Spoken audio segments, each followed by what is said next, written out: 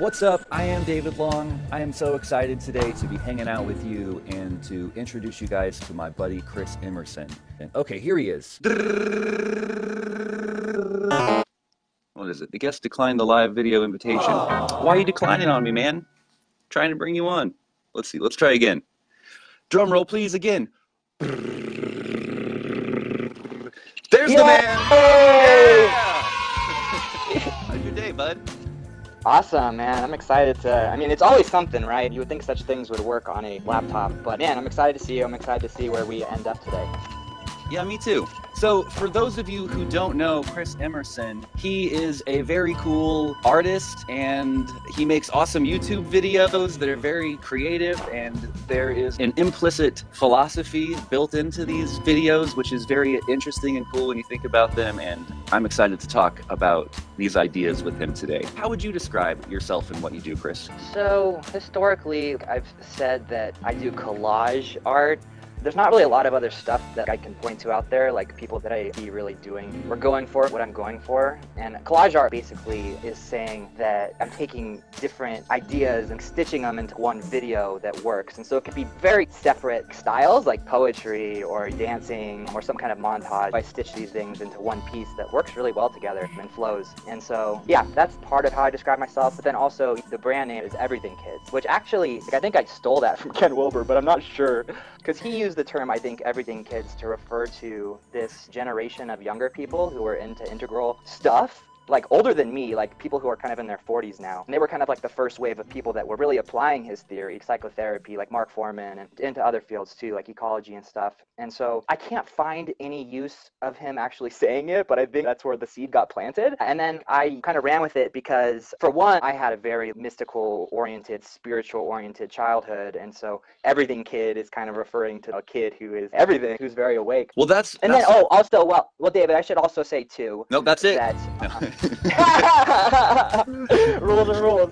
Part of the philosophy and part of the whole thing is people sometimes look at childhood or being a kid as like a phase. Like I had that phase and now it's like, now I'm an adult now. The overarching message is that when we become adults, we're kid plus, not kid minus. And so we ideally are in touch with like the openness and the curiosity and the playfulness of the inner child. And we actually grow a lot more too when we're playing. Like playing is awesome for that. I think that's great. I actually really resonate with the kind of video making that you do. It's like more on the experimental side, but I definitely feel like part of my video making process is to start with ideas, and then I try, once I'm done with editing the basic ideas together, I start trying to reach into some of that field that you're playing in and bring some of that kind of strange editing and weirdness and fun into my videos too. And I really like your style, and part of what I think about when I watch some of your videos is I'm like, how did he get the idea for this? What's his process like? Yeah. How do these things start? How do they come about? Well, okay, so I sometimes have horrible days. Like I just wake up feeling like shit, basically. And on the surface, it's a bad thing in general. But sometimes on those dark days, just like a random, for no reason, I'll have an idea for something interesting. And so these extreme states, things I would never choose to feel, these fruits can come out of that. Yeah, I think some of the ideas are coming out of just extreme states. And it's kind of like, yeah, the silver lining of those dark days. This is actually really interesting to me because this gets into something I was thinking about that I wanted to talk to you about, which is seriousness and play at the same time. I recently watched this video on Wisecracked about the philosophy of Shia LaBeouf and this idea of metamodernism. I went through like an existential crisis,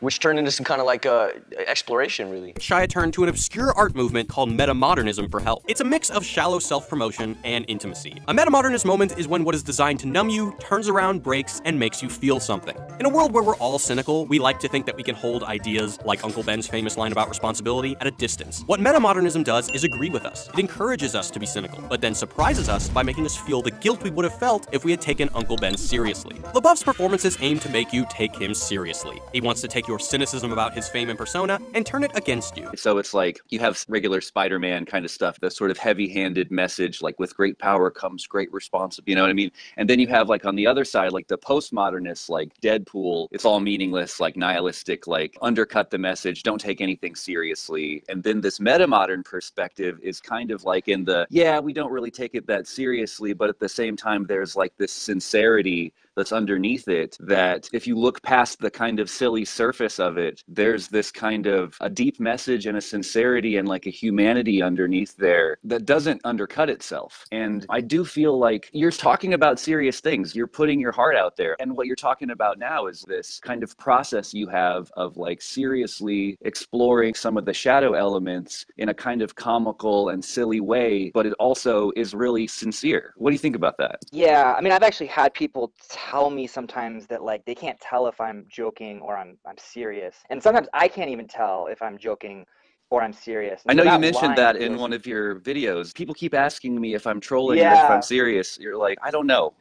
Yeah, exactly. And so sometimes people say there's this thin line between madness and genius. And I also think there's other thin lines, like between being funny and being an asshole. And then it seems like there's also a thin line between being serious or playing. And, you know, we could be seriously playful or we could be playfully serious. And so I think Yeah. that's kind of a line that I play with sometimes. Sometimes it's just a question I have, like, how serious is life? It can be hard to tell how much of it is just play and how much of it is serious. Yeah, it's something I think about in my work too, because I have seen people who do philosophy and they try to either do it in a very academic way, or you can tell that the video was made because they're really upset about something and it's made with the anger built into it. They're like, this is so stupid. I don't really want to do either one of those things. Like when I fell in love with doing philosophy, it was talking with my friend and we had enjoyable conversations that were both super serious, but also fun and playful and silly. And what I really like about what you're doing is that you incorporate these poems. There is this implicit philosophy to it. You are presenting a perspective. There are like underlying themes, but at the same time, it doesn't take itself too seriously. Okay, and so this is like maybe the shadow side of it, if you don't mind me blowing up your spot a little bit. I'm curious. We did a talk not that long ago.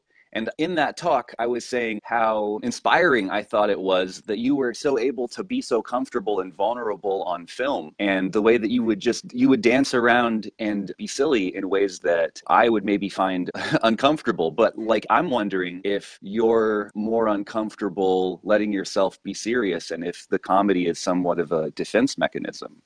Do you think so? Well, I mean, I think like everything we do is like a defense mechanism. Yeah. From a young age, we are trying to avoid pain and find pleasure and get what we want. And so like, I would say you can make a case for the whole just ego structure being one big defense mechanism. Not But to yeah, demonize defense mechanisms. Or yeah, comedy yeah. for that matter. Comedy serves a huge personal and social role. And yeah, like, you know, a lot of comedians also struggle with this inner kind of demons and stuff like that. So I guess I'm kind of pushing you in that direction. Well, yeah, I mean, laughter can be the best medicine. And yeah, then there's, of course, people like Robin Williams who they're just on all the time and they don't know how to turn it off. And then they're really lonely and depressed and, you know, maybe kill themselves. So yeah, I mean, I mean, I totally notice like there's all these things around here in Boulder, you know, these like sensitivity groups, you know, where you're practicing to be really vulnerable. But it's kind of awkward because it's like with strangers, you know, and so it's kind of a false kind of intimacy to begin with. But anyways, I do notice in those kind of contexts, yeah, like I'll start awkwardly laughing, you know, I'll start, yeah, wanting to like keep it light and keep making jokes. Like that's, I mean, that's one of the ways that I genuinely prefer to connect with people, like through humor. Yeah, I got some intimacy stuff. Yeah. Well, when I look at your family videos from some of your videos, like you have videos of you when you're a kid, and like I see a lot of like the playfulness and the fun and silliness. It feels like it's in your family. That's part of your family, right? That's kind of just how you guys are. You play with each other and you're very silly. Thank you for saying that. Yeah, that like it's sweet. That's always been... I found myself smiling very, very big and being like, man, what a sweet seeming childhood. I mean, it was a wonderful childhood. And sometimes, yeah, these days, like I just get filled up with like love for my parents because they're both, yeah, super playful and super sweet. And they say that we choose our parents. Maybe that's not true in every case, but I think in my case, like I did choose them. And I think it was like for, yeah, how much just fun we have together. And my dad, like I've been on film since I was a baby. And so there's some kind of natural progression from that to like what I'm doing now. And then, and then there's just some kind of like humor that I've gotten from both of them that just comes through in what I'm making. Yeah, I actually really liked the video that you made when you were a kid with your friends. I guess what I like about it is just like how you're using what you have and your imagination fills in the blanks. That totally works as far as I'm concerned. The kid who plays the mom with the curly hair, oh, he's great. He keeps playing with his hair.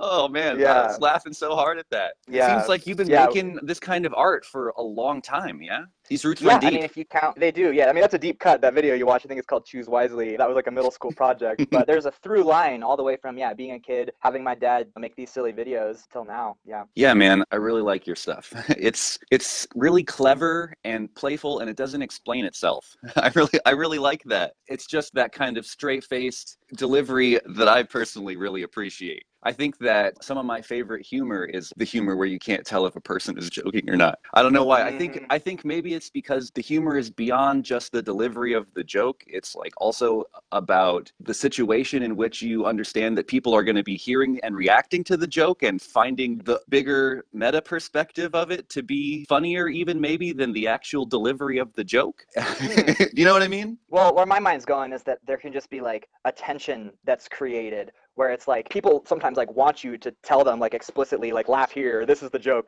But when you don't give them that, like it creates this kind of, it's almost like dangerous, It's like Yeah. you're on the edge. When I look at your channel, I'm like, I have no idea what your next video is going to be like. You know what I mean? Every video is totally different. And so it's like, who knows what this guy is going to put out next? It could be anything. There's like poetry and green screen stuff and animation. And where did you, what are the different tools in your toolbox, man? Where did you get all these things? I'm not interested in making the same thing, Right, like some twice. formulaic type of thing. Yeah. Yeah, like having some YouTube channel where it's like every week new video. Like I can't do that. I kind of just have been following this thread of what is exciting and what interests me, and yeah, just like continuing to go down those roads and just trusting them because it is like the thought will come in of like, oh, like I want to make an animated short film. And then, of course, there's the other thoughts of like, well, you're not an animator. You've never done this. It's going to be a lot of work, what, yada, yada. And so after that thought, like, kind of recurs, I have it again and again. And it, like, kind of nags at me. I'm like, all right, like, I really want to do this, and I'll figure out a way. And, of course, I end up finding some software that makes it easy for folks like me. And so, yeah, following what seems interesting and just, like, trying things and seeing what works. Yeah, I do that same thing too. It's kind of fun to see what you'll come up with, right? And then at the end, you're like, wow, that thing just wanted to be born, I guess. Yeah, exactly. Yeah, it's great to be an artist, isn't it? It sucks too, though, because like right now, it's like, you say you don't know what the next thing is going to be, and I have no idea what the next thing is going to be. And so it might be a good idea to like actually set aside some time every day, like for this hour, this 2 hours, like I'm just going to be writing or working on ideas. But for whatever reason, I don't do that. I'll see whenever inspiration strikes and then do it. But I'm not like, I'm not really setting aside time to work on stuff. Okay, well this brings up a question of like, where are you going with all this? Is this like a side project for you? Like, what are your big picture goals and that kind of stuff? So I actually saw an oracle the other day. Like in the Matrix? Yeah. Like Did you knock over a pot and then it was like, would you have knocked over that pot if I wouldn't have said anything kind of style? What is that face? Yeah, what's really going to fry your noodle later, yeah. You're cuter than I thought. So this oracle told me that I'm actually like never going to be making a lot of money off of my art, and that it's always going to be like a hobby. And this was actually really refreshing to hear. And whether this is true or not, whether the oracle's right or not is kind of irrelevant. I think the fact that I was really refreshed by this is just the most relevant. So like I have been feeling a lot of pressure the last few whatever some odd years to like make it work. I'm just like, am I meant to be like an artist and to be like famous and making money off of like creating weird stuff? And to have that door kind of shut off in my mind of like, okay, like that's just meant to be a hobby, focus on other things. It just feels like it's freed up energy to like do other things and not like have it feel so pressured in the art sector. That's how I kind of feel about painting. Like painting has kind of come to this point to me where it's like, yeah, there's a lot of things I would probably still really like to paint. And I'm actually feeling like I'm to this point in my development where I'm actually getting better at it. But I see that it's kind of like an economic dead end and that it's a lot of time and that I would really like to be kind of putting that time into making videos instead. And so it's the painting has been kind of going by the wayside a little bit and I'm fine with it. But what are the things that then do come to the forefront for you? I need to take care of my financial situation and move towards financial independence. And so, yeah, I'm currently like looking at possibly nursing now. I got a degree in counseling, a master's degree, and I had the idea that it might be nice, instead of people usually have to see a therapist and a psychiatrist, someone who subscribes meds, what if that could be one person, the same person, and that person could be me? And so I'm just like starting to scratch the surface with that. But if you get a degree as a psychiatric nurse practitioner, you can prescribe meds. You're not officially a psychiatrist, but you can prescribe medications. And so starting to look down those roads. But yeah, as far as the art stuff goes into the future, like I'm just going to keep trusting these threads of inspiration and following them. And I've got the Patreon thing going, patreon.com/everythingkids, which, We'll is put a really link slow to that moving. right down here for the Thank you. YouTubes. Yeah. I would love to get more involved with, like, I don't know, film festivals or something that I could show my stuff at. And yeah, maybe host an event. I did one event at the Integral Center here in Boulder, and I'd like to do more of those because that was pretty dang fun. So yeah. Okay. Well, hold on a second. Let me put on my Oracle hat. I see into the future, and I think that maybe even if that door is temporarily closed, it could open again.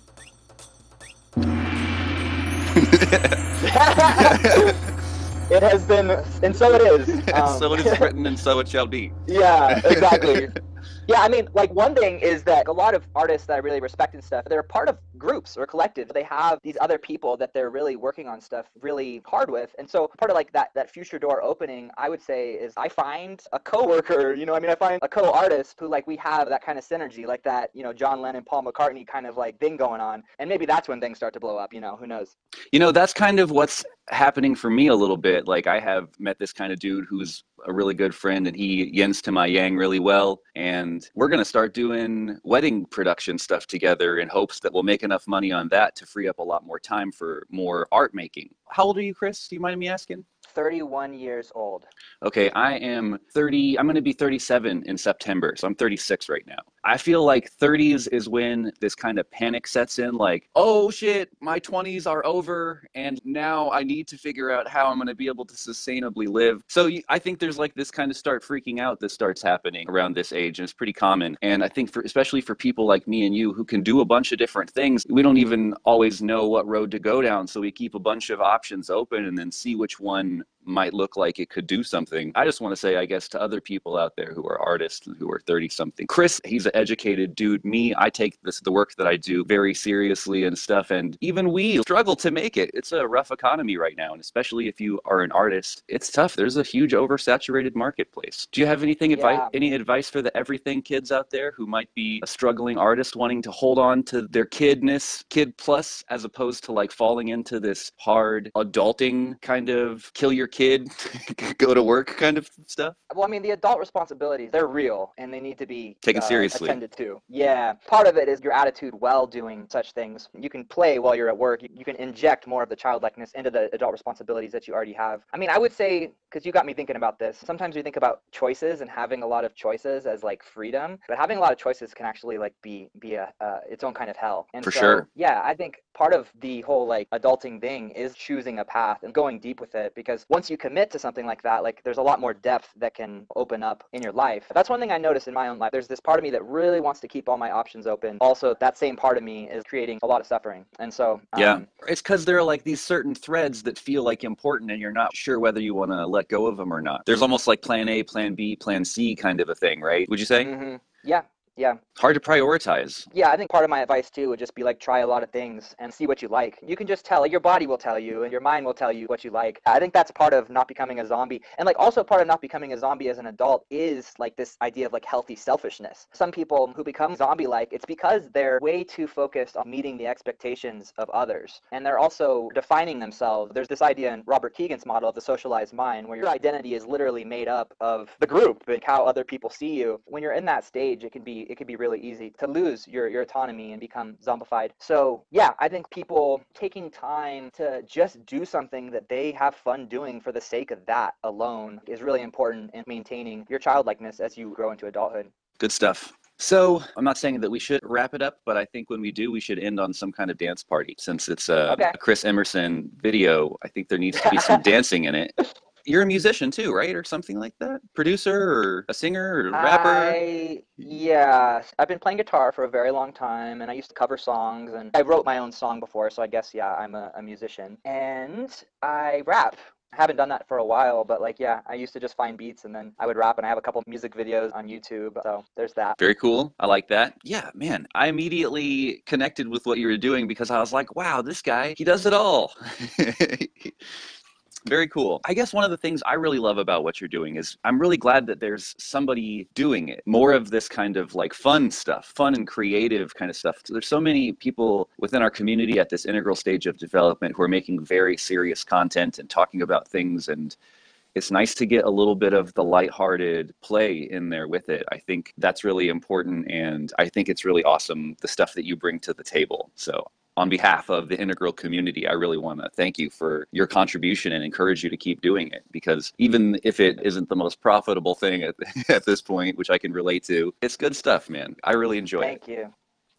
Yeah, Ken Wilber actually once asked me, because we were talking about, waking up, growing up, cleaning up, showing up, what the fruits of doing those different practices are. What came to me was lightness. You lighten up the more that you are waking up and growing up and cleaning up and showing up, the more lighthearted that you become. The more you lighten up? So like the more you do all those things, the more you lighten up, exactly. And so, yeah, it's like, what really is the goal of all this spiritual practice and work? And I would say that it is to become more lighthearted. It's a good way to really shine, too. The lightness of it really allows for people to drop their guard a little bit and be more open to what you have to say and see you as a person and not just this ideologue or something like that. So I think that's the really nice thing about what you do. Even though I think if we really got into some of philosophical topics and stuff like that, that you and me could probably disagree about some stuff and argue or whatever, I feel really connected to you through your art, and there's like this love for you as a person that comes through. Some of those disagreements don't matter as much, and I just feel like connected to you, if that makes sense. Yeah, that's sweet. And I hope that to some extent people will have a little bit of that for me when they see some of like my more personal stuff, my vlogs and stuff. They'll be like, okay, this guy is a person. Yeah. He's doing his best and he thinks what he does, and if I don't 100% agree with him, that's okay. I can understand his perspective, and maybe I'll get to argue with him one day. Yeah, the power of love is growing every day.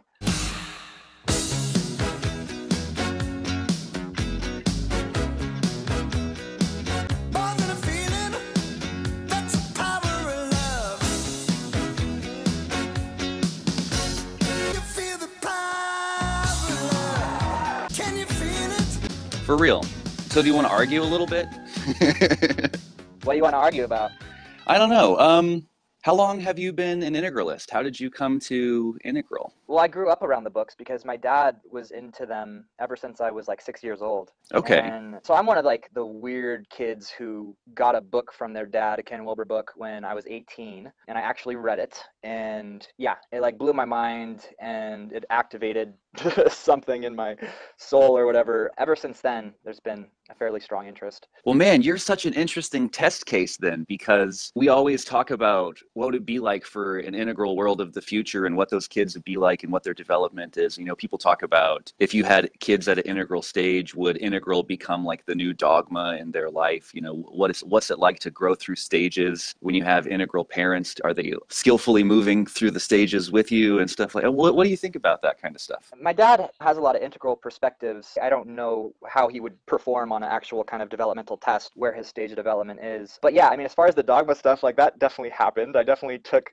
the Ken Wilber's integral stuff, and I remember I was like at my undergraduate, like my first year of college, and there was like one of those people who was proselytizing, you know, standing on like a shoebox and talking about how we're all sinners and yada yada, Jesus needs to be accepted to be saved. And I remember actually arguing with him in front of a bunch of people about how like there's this guy Ken Wilber and he has the answers, and like I was doing the same thing that this guy was doing, you know, but I was using like integral and Ken Wilber as the savior. And yeah, so yeah, that happened. And it also, it's weird to have a dad that, because like, you know, there's a phase in every kid's development where they rebel against their parents. Right. And when you're like trying to rebel against like integral, it's just harder. It is harder. It's this very comprehensive thing.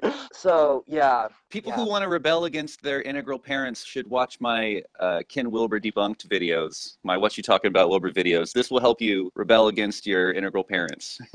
There you go. There you go.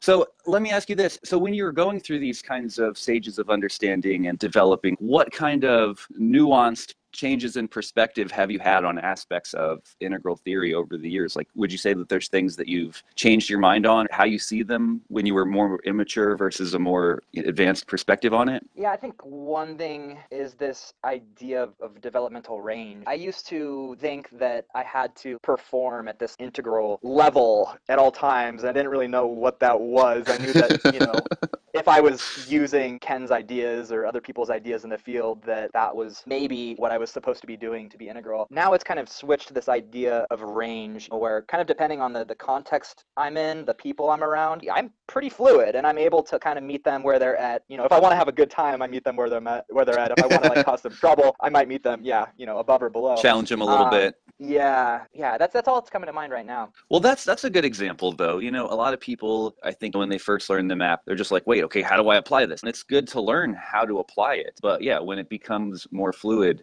also I think with the spiritual thing, at least in my perspective on it, and maybe it's because I come from a more emergentist kind of view, not so much on the idealistic side. So I'm very much interested in a refocus on some of the more natural and less of an emphasis on transcendence. And so I think things like anger, you can be angry in an appropriate way. A lot of people who are spiritual, as you know, they can tend to deny their humanity. And I think that spirituality and this kind of stuff is really not as magical as they try to make it, and not as you don't have to dress up and posturize so much, that you can just be yourself in an open and honest way and do your best to try to control the meanings that you make around things and your states around things. It can be very natural. It doesn't have to be this super dressed up thing, I guess is what I'm saying. And it feels like, a lot of freshmen in the spiritual practice or in integral don't really see that. And maybe that's what you're getting at too with this sort of reintegrating the kid plus, right? Is sort of owning your nature. A lot of people, it's really well-intentioned. They want to be good people. They want to be good. Yeah, but that can create a tremendous amount of shadow. And yes. So I think we really have to be willing to be hey, sometimes I'm an asshole. Sometimes I'll just say some shit that's kind of fucked up, and it's part of being human. I think that approach is actually healthier than trying too hard to be some good person. To be perfect or whatever. Yeah, to be this is a sign of my ascension. I never get angry. It's yeah. You don't get angry. That to me, that just means you don't care enough. Sometimes you need to get angry. It's different to be this really upsets me versus you're a piece of shit. You're, right. It's fine to have heat, but when it turns to fire that's going to burn somebody up, that's when it's crossing the line. So there's a healthy way of integrating your anger, integrating your childlike play and that kind of stuff. And that's one of the things I really appreciate about your work, is that it feels very human and authentic. And like you say, an exploration more than some kind of a grandiose claim of achievement. So I highly respect that in your work. Thank you. It feels like a practice. It feels like a spiritual practice. It feels like a process. So I like that a lot. Also, a lot of people who are artists and do art therapy, I'm therapizing, expressing myself through my art. I think a lot of times that gets negative when it's all just you're putting out your negative feelings and expressions now. I think if you're going to do that, if you're going to do therapy through your art, you almost have to practice some kind of big mind inside of it, where you let the lower voices speak, but then you also bring online the higher self and let them have some kind of a conversation, right? So it's your higher perspective gets some kind of, maybe even a final say. So it's you can have this kind of inner dialogue through the art or something, and then it's not just you're putting your negative feelings out into the world, but you're working on it in public. I like that. Yeah, I mean, there's already so much darkness and negativity in the world. It's kind of do we really need more of that kind of art? Maybe just keep that to yourself. Yeah, exactly. Yeah. Make that song if you want. If you need to make that song, make that song. I've actually done that where I've made a song that was just full on venting, and I knew I wasn't gonna put that out, you know what I mean? Yeah. But then I came back and I deleted all of the lyrics and I took the same beat and I was now what would my higher self do with this track? You know what I mean? And that's a great song now that's actually got a much more powerful message than what I had originally done. So I like that about your art too. There's a sweetness to it. There's an implicit message in there. Maybe a lot of people don't know the difference between implicit and explicit. Implicit is when it's built into the structure of the thing. It's not spoken. Explicit is when you're saying it and explaining it and making, so there's this unspoken sweetness and beautiful message in what you do. I really love it. Thanks. Yeah, I mean, and I have my outlet. I'll take a shower and I'll just say all these horrible things, like these intricate combinations of cuss words, that just come to me. Having outlets like that, I think, allows me to have more lightness in my stuff that I actually put out. I just want to kind of underline something that you were saying earlier. I really like what you were saying about being able to flex flow and meet people right where they're at, and also having the capacity to be able to challenge them a little bit. I think that is a perfect expression of what Integral can do in action, is this kind of skillful flex flow. And yeah, the way that you talk about it, like for people who are more on the freshman stuff and still learning, like that's what you want. That's the goal right there. Yeah, and even like putting yourself in different contexts will change your own level of development. So, if I put myself around a bunch of people that are smarter than me, that's going to create this kind of pull up towards that. And yeah, likewise, if you're surrounding yourself with people who are much lower on the developmental spectrum, like it's gonna have a downward pull. Yeah, my dad's friend, he used to tell me, you can't soar with the eagles if you hang with the turkeys. I think there's definitely something right about that. Like, some of the best influences in my life have been these really special people who have really drastically helped me to grow faster and learn much more, and inspired me. And I would be a totally different person if it wasn't for them. And so at this point in my life, I'm really, really picky about who I spend my time with. And that's why I also feel blessed to be spending time with you, man. I really resonate with what you got going and your artists. Like, that's the cool thing about meeting other integralists, is you really do feel like they're like another version of yourself almost. It's like, wow, this guy's me. Well, that's like the ultimate, like, the same. Yeah, past lives or parallel lives. Like, that's the ultimate, is that, you are one of my parallel lives that's happening right now. Yeah. And you talked about the turkeys. You can't fly with the eagles if you hang with the turkeys. And just to say that, like, we also want to focus on how to help the turkeys fly like eagles. Fly like eagles. So, oh, that's beautiful. Yes. Oh, yeah. I love that as an addition. From now on, because of Chris Emerson, upgrade that bumper sticker to also include that we also need to help the turkeys to soar with the eagles. Chris Emerson, bringing through the upgrades. Upgrade. All day, sun dropping those bombs on you. So, is there anything that you would like to ask me or get into before we do a dance party? I feel good about, dancing. I really appreciate you taking the time. People, definitely check out chrisemersonart.com. Yeah, my latest thing I did last summer was Everything Kids Animated Short. And then, there's like a self-titled and Everything Kids Say the Darnest Things. And I think that's some of my best stuff. And then there's a Patreon page too, Everything Kids. Definitely check out his work. You guys will not be disappointed. It is very creative, and I'm a big fan of his style. So if you get a chance, definitely do that. What is a good song that we can dance to that's not going to get us into copyright trouble? Any ideas about that?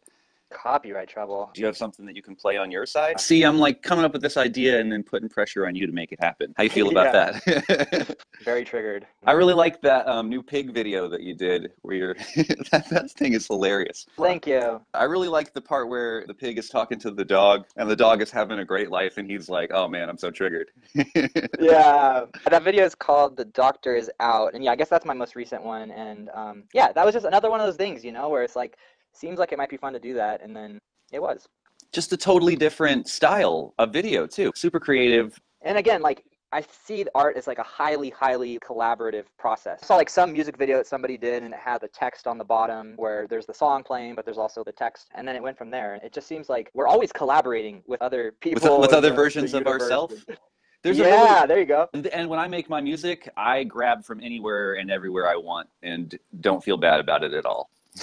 There's a really great video series on the internet called Everything's a Remix. If you haven't seen that, you should definitely check that out. It goes through music and movies and the evolution of technology, and it shows how everything everyone makes is just a remix of other things. And we try within our capitalist society to put these like borders and bubbles around things, but they're not really real. That we're all just building off things that are out there, and everything's a remix. Yeah, there's some line in a White Stripes song recently where it was like everybody's copying God or something. Like it all goes back to like God, the ultimate creator. Yeah, everyone's just copying God, being creative.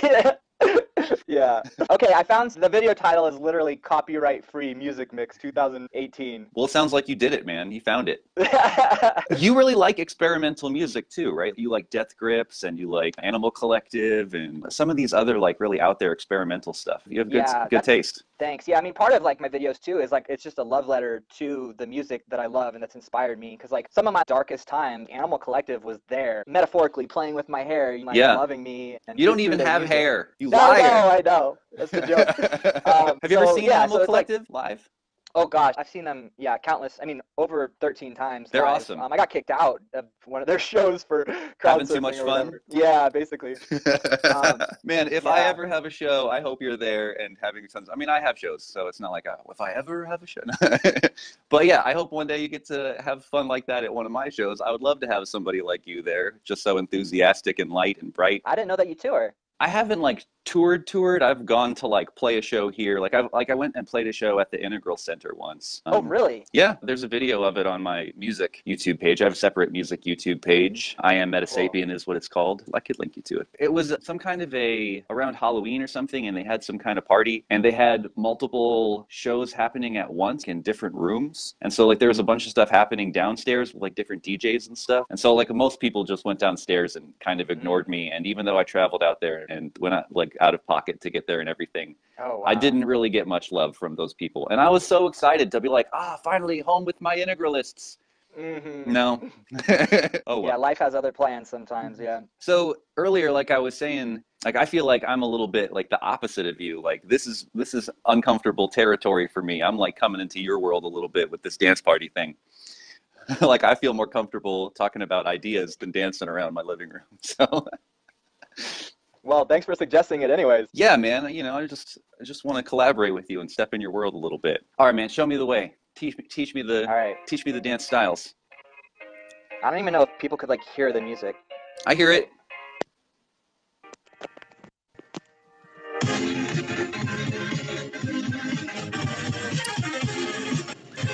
Dance party.